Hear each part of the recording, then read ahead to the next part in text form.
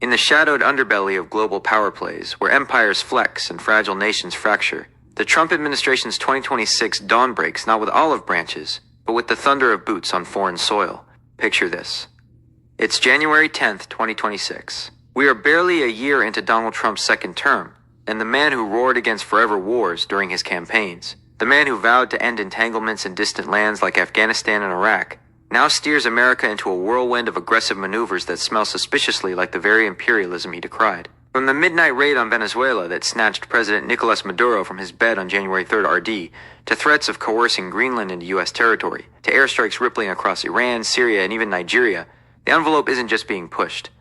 It's being torn open. But peel back the layers, and a deeper question simmers. Is this Trump's solo symphony of arrogance, a billionaire's ego unbound? Or does it echo a broader rot, a symptom of white supremacist ideology woven into the fabric of American exceptionalism? Let's rewind the tape, fam. Trump's first term was no pacifist's dream. He escalated drone strikes, assassinated Soleimani in 2020, and kept troops simmering in the Middle East. But he pulled back from Syria. He negotiated the Afghanistan withdrawal, messy as it was, and boasted of avoiding new quagmires. America first was the mantra.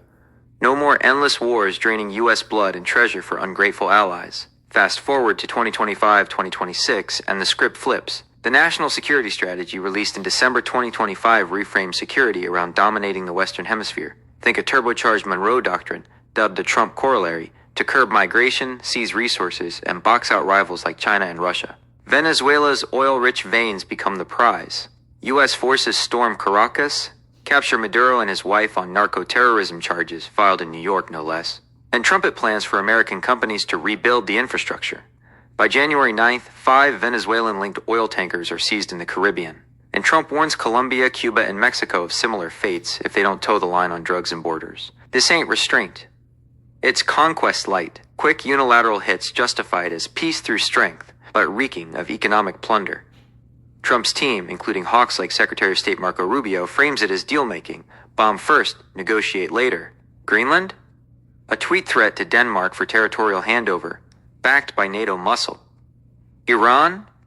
Precision strikes that advance America first without full entanglement. Even in Africa, where forever wars fester in Sudan and the Sahel, Trump's pledge to broker peace yields zilch so far, while U.S. actions in Nigeria suggest selective interventions only when resources or threats align. Critics from the International Crisis Group to the Center for International Policy call it illegal, immoral, a rogue superpower ditching the rules-based order for raw might.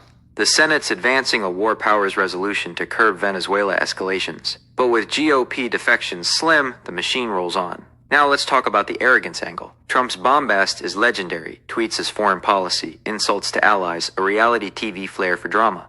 He chairs a Gaza peace board, claims to have ended 8 wars, fact-checkers cry foul on that one, and positions himself as the global fixer-upper. Is this just the Donald being the Donald, a one-man show of narcissistic bravado? Partially, yeah. His style is personal, impulsive, transactional, rooted in a business tycoon's worldview where every deal is zero-sum, and strength means never blinking. But zoom out and it ain't isolated. This swagger taps into a vein of American exceptionalism that's long carried white supremacist undertones. The idea that the U.S., as a shining city on a hill, code for Western white-led dominance, has a divine right to intervene, extract, and reshape the world. Historians trace it back. Manifest destiny devouring native lands, the Spanish-American War grabbing colonies, post-9/11 invasions framed as civilizing missions. Trump's version just amps the racial dog whistles, demonizing shithole countries, often non-white nations, prioritizing oil grabs in Latin America over humanitarian aid in Africa, bullying Europe while cozying to autocrats like Putin or Xi when it suits. Black Men Matter threads and diaspora talks I've scrolled highlight exactly how this hits home. Wars in resource-rich black and brown lands, Sudan, Venezuela, Haiti, perpetuate exploitation, while U.S. streets echo the same unaccountable power. It's not overt clan robes, but a systemic arrogance where white-led empires decide fates, dismissing sovereignty as optional for the lesser world. Truth-seeking here. Not every Trump move screams white supremacy. Some see pragmatic isolationism in withdrawing from 66 international orgs or arming Taiwan against China. But the pattern? Aggressive unilateralism that echoes colonial vibes where America read. A certain vision of it dictates terms. If arrogance were just Trump's, it'd fade with him. But as a symptom? It's baked in, fueling cycles of resentment abroad and division at home. So as we blog this in 2026's early chill, the envelope pushes on.